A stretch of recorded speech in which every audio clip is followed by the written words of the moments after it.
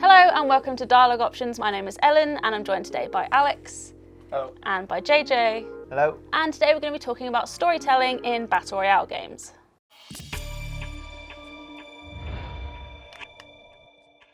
So Alex, Apex Legends Season 4 just happened and we saw quite a lot of videos in the run up to it, kind of teasing the start of it. Yeah, so Respawn have been sort of teasing stuff for a while now, for about 3 months, since October really. And like everyone thought it was going to be this character called Revenant, who was this mysterious, like enigmatic robot assassin, I would say. And then a few weeks ago, they had a sort of a dev live stream to announce who the character was going to be for Season 4. And it wasn't Revenant, it was a guy called Forge, who was this like jabroni MMA fighter type guy. Yeah. And it rang alarm bells basically because Forge had come out of nowhere basically. No one had seen him coming and it just felt a little bit like something was off. Particularly because this is a game that's, prides itself on the diversity of its cast, and here was this very cliched video game character entering Apex Legends. It just didn't quite feel right. And then about 2 days later, they released a trailer which basically showed Forge getting murdered on air by Revenant, and essentially confirming Revenant as the character for Season 4. So people sort of saw it coming, but at the same time they didn't expect it to go down in which way it did. And it was just a really cool way to introduce a new hero to the meta. And who knows, Forge may come back. There's still a lot of theories out there, but it's a really interesting sort of build up to Season 4. Yeah, and then another video came out shortly after, which was a bit darker than that one. Yeah. So that was the full launch trailer for the season, which sort of delved into Revenant's backstory, and it is super dark. Basically, he was a hitman, and he used to be human. And the company he works for, Hammond Industries, have basically turned him into like a machine which they manipulate and control. He's more machine than man at this point. And in the video he's seen killing the father of what appears to be another legend for Season 5 or whatever. But if you watch it, it's very gory, it's very graphic. Yeah, doesn't he say at one point that he is death, which is quite Yeah, that's literally his only line, is he says that he is death, which gives you an idea of the kind of person he is. Yeah. It's kind of surprising to see something like that come in the run-up to a new season, because you think of Battle Royale games and you kind of think of like bright colours, fast action, that kind of thing, but you don't really think dark backstories and stuff. I know Overwatch has a few. Yeah, and like Apex Legends has been up till now a pretty sort of colourful, comical sort of place to be. It's always had, all of its heroes are quite like jovial and light-hearted, so I think the idea from Respawn is probably to shake things up, take things in a different direction which we haven't seen from the game before, which is, sort of what you want for a game that you're going to be playing for years on end. Yeah, and I guess it's interesting because you might disagree with me here, JJ, I'm imagining you will, but when you think of Battle Royale, you don't think story and like rich lore and backstories and stuff. Well, you might not. It's definitely, Fortnite has changed the way that we think about Battle Royale games in general. Like we had PUBG beforehand, I know they're changing their approach now to make it fall in line with Apex and Fortnite to some degree. But Fortnite really, it tells its story through environmental storytelling rather than, it doesn't have these lavish cutscenes like Overwatch, big 8-minute presentations of a character's backstory. It doesn't have Apex's sort of TV tournament-esque setup, because they're very much based on this is the challenge, here's your banner. You can see that dynamically changing throughout the match, like who's in first place and who you've got to target. Whereas Fortnite has told its story a lot more through just what's happening in the world. So for instance, I was telling you this earlier, at Christmas, their Christmas event that they just had, there's a area in Chapter 2 where they were growing all of the Christmas trees, and then in a run up to Christmas, every week, as you know, Fortnite gets updated with new challenges, but they also change things on the map. And the big trucks would go along the road, and eventually all the trees got chopped down and then transported back on the trucks to the to the tree factory, right? And the tree factory was manned by Gingerbread Man. Of course. And then the trees got transported to the shops, and then people in the shops were able to go and buy the trees, and every week the trees would disappear and end up in people's houses. Now that's not a story as such. Don't do yourself a discredit. That's on par with a hitman assassinating a child, child's parents in front of their very eyes. Shakespeare would be proud. Well, the overall story in Fortnite is yet to be properly like determined of what's actually happening. I think whereas Apex and Overwatch have a very set, so far, like set up to this is the arena, these are what the people are doing in the arena, these are their motivations, where Fortnite just has all these people just turn up on an island all the time. I suppose you need it to an extent, because with Overwatch it's like choose your hero, so you want to know why you're going to pick this person. Obviously they're going to have different abilities and features and stuff, but other than that you kind of want to know, why do I like this person? Whereas Fortnite, it's like, I want to look like a banana. Exactly. You don't need to know the backstory of the banana, but I'm sure he has one. Well, the whole backstory of Fortnite, allegedly, is, at time of recording. Yeah, is that, well, one of the theories is that it's a big computer simulation, like the Battle Royale side of it. It's just digital and it can be messed with. It's how they can sort of get away with putting all these mainstream pop culture references in. Whereas I think if you put something like that in Apex or Overwatch or PUBG, it would look so out of place. Yeah. That they just can't do it. That's like a really good example actually, because you know Apex is owned by EA, who own the Star Wars gaming license, whereas in December Fortnite's big thing was its Star Wars event, and I think Apex, the biggest thing it had was like a really sort of incidental skin inspired by Jedi Fallen Order. But I think like the key thing we're talking about here is context. So Fortnite, we don't know the context for why 100 people are jumping onto an island and fighting each other to the last man standing. Apex Legends, we do, sort of, in that it's just a tournament and like people want money. Overwatch, which you brought up, like the multiplayer fights are, Blizzard has come out and said there is no context to them, they're just like what if scenarios that don't actually exist in the universe. It might vary from game to game, but has the introduction of story to some of these Battle Royale games added anything to your enjoyment of them? Like, does knowing the whole tree story, does that add anything to you playing it? Like, what do you think that brings as the existence of these kind of little stories?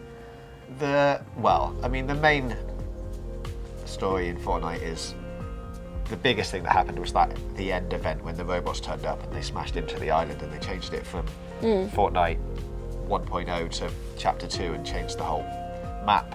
But you wouldn't have had to, like, you didn't have to know that that was part of a story to enjoy that event. Yeah. Enjoy it. Like, some people might have hated it and be like, why can't I play just Battle Royale while this is happening? But it's still quite a cool thing to be in there and see. It gets people talking, doesn't it? Like people in the office were talking about it happening and stuff. It's enjoyable for a certain, you know, if you don't want to play the Battle Royale aspect and you're not actually, you know, ever going to get very many victory royales and you're just there to hang out with your mates, having that kind of side story element probably helps you just go in and be like, oh, let's go check out, you know, has the man made out of hay moved at all? Yeah. Have the rock kids found the dog again? Like, are these real things? Because you could be making these up for all I know. You just put some random words together. There was a rock family last season, and in Chapter 2 there's a man made out of hay. He's called Hay Man. To answer your question, is it more enjoyable because you know that? No, but I think you're appealing to two different types of audiences by doing that. I would be interested to see if anyone started playing Fortnite as a result of one of these like events that they've had. Like they saw the battle between the robot people and the cat in the suit and was like, oh, I'm going to give this a go now. I need to know how this ends. It is fun because you get to find out what's going to happen with the story, Ellen. True. So do you think that if Fortnite suddenly came out and was like that character you've been playing, like that banana, I'm really fixating on the banana because I know there's definitely a banana in Fortnite. It's called Peely. Yeah, so if it came out and Peely has this like brutal backstory, do you think... I mean, he's had a pretty brutal run. You know, he does actually have quite a brutal backstory. He's no, I didn't know that. Milkshake. Yeah, he was a robot, right? Yeah, he was a banana. He got blended up, and then the man, I can't remember, Jonesy, and the big beard, he got locked in a bunker with him. Where did this happen? Season 10. Yeah. Like, where would I know that from? Because it happened in the game, or because there was a video? The trailer, wasn't it? It was it was the opener to season 10 or 11. They'd gone into the volcano to get away from all of because the volcano exploded. Yeah. Erupted. Volcanoes don't explode. It erupted. In a way. Destroyed loads of the points of interest on the map. Everyone ran to cover. Jonesy and Peely ran into the volcano. Yeah. And then they got trapped in the volcano for like years. and they ran out of food, and then Jonesy was like, Does the banana need to eat? well, Jonesy needs to eat, he's a man. But Peely? No, but so that's why he blended him up. He's a banana, don't be ridiculous. He doesn't need to eat. Well, you just said they ran out of food, like collectively. Well, you know, I think at the time they were. Well, actually, sharing. yeah, maybe Peely does. See, this is the problem.